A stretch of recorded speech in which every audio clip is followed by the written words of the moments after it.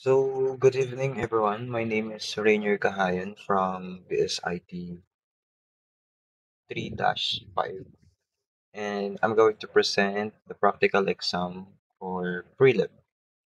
So, as you can see, it will be the comprehensive hospital billing and admission system built in Python. So, start na tayo. So, umpisahan natin here. As you can see here, and yun sa pangalawa, this is the vitals and the patient information. So, dito muna tayo. So, here in first part, so yung unang part ng code natin is kumukuha tayo ng patient information gamit yung input. Ito yung input statement. Ito po yan. Ayan, yung mga input na yan. Ito. Yung mga yan. So, ito yung ating variable. Ayan. So we have, so ito yung buong block na to. Yung mga yan is yung mga essentials in terms sa pagkuha ng information sa ating system. So, andyan sila patient ID, si patient name, and patient ID, patient name, age, yung ating room, ayan. Tapos ito yung days, lab, medicine, and yung operation need. So, as you can see, hindi sila pare-parehas kasi meron ditong float. Ito naman int. Okay? Yung iba naman, and yung int, ito naman input lang. So, kapag input lang, it means nakaset lang yung pagkuha ng data natin sa standard ni Python. It means naka-string lang siya. So, dito, input, naka-string lang yung ID. Yung ating patient name, naka-input lang din. But pagdating sa age, naka-int siya. It means, yung ating string is ginagawa niyang what? Ginagawa niyang numbers. Okay? Ngayon, yung isa pang klase is yung ating float. So, ano yung ginagawa niya? Kung ito tumatanggap ng mga numbers, si float naman ginagawa niya is tinitignan niya if yung pinapasok ba nating data is gumagamit ng float. So, ito yung may mga decimals. So, ganun gumagana tong patient information. Then, after that, so, hihingi naman tayo ng program na for vital signs ng patient. So, punta tayo dito sa kabila. Ngayon, ayan. So, ngayon, ito yung vitals. As you can see, we had the temperature, BP, and yung heart rate. Ganun lang din yung kanyang ginagawa. Kumukuha lang siya ng information from the user. So, we had again the float and int. So, na natin yan, na discuss na natin. Then, punta tayo sa third part. Ito yung pinaka-third part natin, yung tinatawag na room rates. As you can see here, gumamit tayo. Ang sabi here, if ward is 500, semi-private is 1,000, private is 2,000, and ICU is 5,000. Each day to. So ngayon, para magawa natin itong condition na to, gagamit tayo ng if else statement. So, titignan niya kung ano yung room type, kung ano yung ginamit natin kanina dito. Here, sa room type. Ayan, dito, sa number 595. Ngayon, titignan niyo kung ano yung tinype mo na input. So, here, kung makikita nyo, if room, ayan, kung halimbawa, ito yung naka-caps lock or capital or lower lang. So, kung alin sa tatlong yan, halimbawa, ward, ito lang yung tinype mo. So, it means yung tinype mong room rates will be 500. Will be 500. Here kasi, hindi tayo gumamit ng any functions. So, here, gumamit lang tayo nitong or, yung ating or para ma-accept yung kahit anong case. Okay? Ayan. And kung mapapansin niyo, hindi lang siya sa Word kasi nga naka-ellipse siya. So, halimbawa, meron din tayo for semi-private. So, si semi-private naman is 1,000, private is 2,000, and ICO for 5,000. So, as you can see here is every different room, it's either ward, semi-private, private, or RCU, is meron siyang kanya-kanyang rate. So, kung ano yung pinili mo dyan, is yun yung lalabas. Other than that, it will be invalid room type. So, you can try again. So, then, ganun gumagana tong block of code na to. Ngayon, punta tayo sa kabila. The next one. Ayan, ito. Dito, ang nangyayari dito naman is basically, ito yung mga additional charges. So, ngayon, we have the laboratory bill. So, actually, simple calculation lang naman siya. So, ang nangyayari kasi, if ang laboratory test kasi is 1,000, um, 1,2 each. Okay, 1,2 each siya. Ngayon, yung operation fee naman is 15,000. Then, if yes, meron siyang charge na 15,000. Okay. So, if else naman, halimbawa, hindi yes yung sinagot mo, no. So, zero charge ka lang, as you can see here. So, if nag-yes ka, papatungan ka ng charges na 1,500. Then, if no naman, ganun lang mangyayari. So, magkakaroon lang ng additional charges. Depende siya sa sagot mo, sa yes or no. But as you can see rin is naka-yes din siya. Different cases. Ayan. So, other than that, if yes or no, delete natin yan. It will be um, invalid. Okay? Magiging invalid siya. So, dito sa line 29, so yung lab bill, kasi dito sa ating, balik tayo sa pinakauna.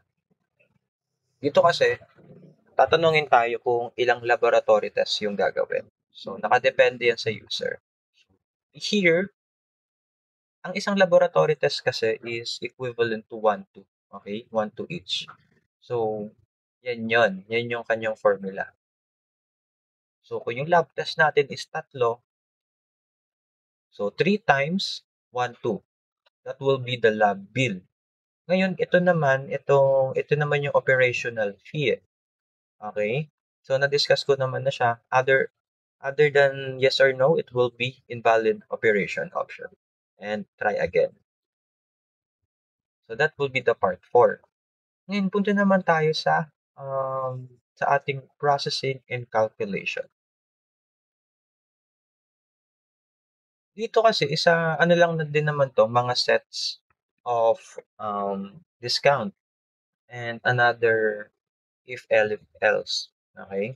So sabi dito, as you can see again, yung kanyang compute the room bill, yung lab bill, operational bill, and subtotal. So ito yan. Okay? So ito naman yung kanina na-explain na natin siya yung sa operational and yung sa lab bill. Ngayon, titignan natin yung computation or yung formula na ginamit for room bill. Dito naman is yung kanyang room bill. So, para mabuo daw si room bill, you have to have the days of stay and the room rate.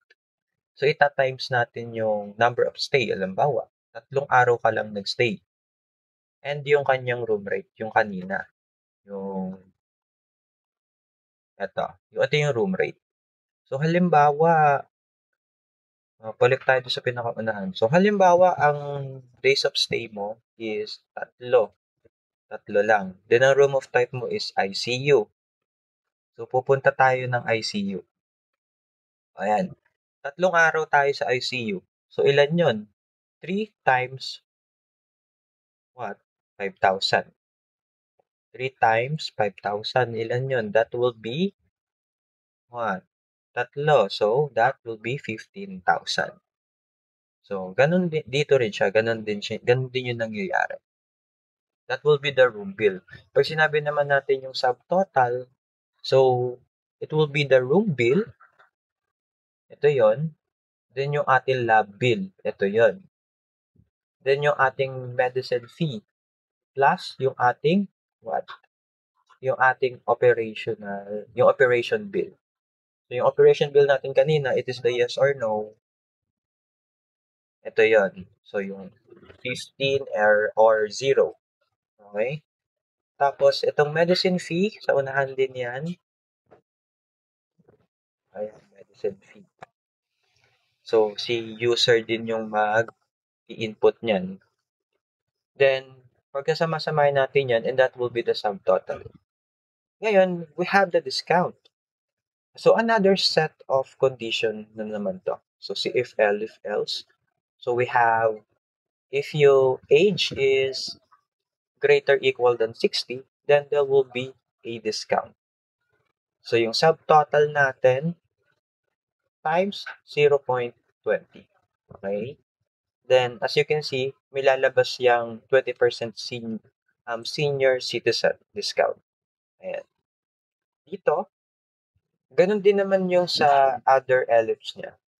So, if the subtotal is greater than equal 100K, that will be 15% discount. And if 500, that will be 10% discount. And other else will be 0 discount. Now, that will be the compute. So, ang ating total bill will be subtotal minus discount. Okay? So, ganun lang siya makuha. So, we have this, another set of conditions para sa ibang part naman. So, that will be the patient health status, yung ating vital evaluation. So, we have the temperature, the blood pressure, and the heart rate. So, paano kunin yan? Sabi dito, so, if greater than 38 Celsius, that will be fever. Else is normal. So, as you can see here, if it's greater than 38, that will be fever. And yung ating temperature, kung ano yung sakit, that will be the fever. And the others will be, itong temperature message will be, ano yung suggestion dun sa ating fever. And else will be normal. So, ganun tumatakbo yung ating temperature. Punta naman tayo sa blood pressure. Sabi sa blood pressure, if yung ating systolic BP will be greater than 140 or diastolic BP will be 90. And that will be high blood pressure. So, if hindi pumasok dyan yung ating input, if yung ating blood pressure naman is, for example, 90. So, if lesser than 90 or lesser than 60, that will be very low. It means low blood pressure kasi less than na siya. And if hindi naman siya greater than 140 or lesser than 90, that will be normal blood pressure. So, ganun gumagana tong ating condition na to. Punta naman tayo sa ibang condition, which is the heart rate. Sa heart rate naman, basic lang siya. So, if heart rate is lesser than 60, that will be very low. Then, if it's greater than 100, that is very high. Then, other than that will be a normal heart rate. So, gumagana yung ating heart rate. So, if it's lesser than 60 or greater than 100, and other than that will be normal heart rate. So, again, that will be the temperature condition and blood pressure condition and our heart rate condition. Okay? So, punta naman tayo sa Ayan. So that will be the final output. So if pinagsama-sama na natin siya, as you can see here from the very beginning, the part 1 and the part 2, eto.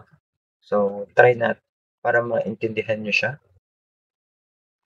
So ito yung part 1, part 2, part 3 and 4. Ito. Ayan, part 3 and 4 and 5. Then is the overall, this will be the part 7. So, ngayon, itry naman natin siya. Okay? I-try natin siya. Saan ba? Dito. Para ma-visualize nyo siya. So, ang ating patient ID, sabihin natin siya si patient 2025-001. Ako, si Rainier Kahayon, is yung patient. Ang age ko is 21. Ang room type ko is ICU. So, si ICU yan. Kasi pagdating dito, as I said earlier, ayan, si ICU is 5,000. Okay? So, number of stay, 3. Ang ating laboratory test will be 2. Medicine fee, sabihin natin 1,500. Kailangan ba ng operation? Yes. Ang temperature ko ngayon is 39. So, we have 120/90. Ang heartbeat natin is, sabihin natin 76. And so, yung ating pinagtatype, isa-summary niya yan. So, tayo si patient 2025-001. Ako si Rainier Kahayon. Age ko is 21. So, ang ating room type is ICU. Number of days is 3. Ngayon, punta tayo sa vital signs. As you can see here, it said fever kasi 39. Ang ating normal is 38. Ngayon, punta naman tayo sa blood pressure. The blood pressure is 120/90. That is very high, as I said earlier. Again, 76, normal rate lang siya. Ito yung ating billing. So, yung ating billing naman is 15,000 yan. Since 3 days tayo, and ang ICU per day is 5,000. That will be times 3. So, that will be 15. Si lab bill is 2,400. 2,400 lang siya. Since ilan lab bill natin? Ilan ang lab test? Dalawa. Dalawa lang ang nilagay nating lab test. Ayan, laboratory test. Tinimes na lang yan sa dalawa. That will be, ayan. Yung ating medicine fee is 1,500. Operational natin since nag-guest tayo will be 15,000. So, pag sinab natin to, yung mga yan, ito yung lalabas. We have 33,900. We have no discount applied since hindi tayo senior. Alam naman natin yung senior kanina. So, total discount, wala. Since di nga tayo pwedeng mag-apply ng discount since we are just 21. And yung ating bill din kasi is over 33,000 lang. So, if 100K yan, there will be discount. Ngayon, yung ating total bill naman, since hindi pa rin nagbago, same lang sila ni Sam. Ngayon sa status, as you can see, no discount applied. But, patient require close monitoring due to abnormal vitals because we have fever and yung ating high blood pressure. That's why it said monitor due to abnormal vitals. So again, that will be this will be the hospital admission and bill summary format para dun sa ating output. And I think na-summarize naman na natin yung kabuuan niya. Okay?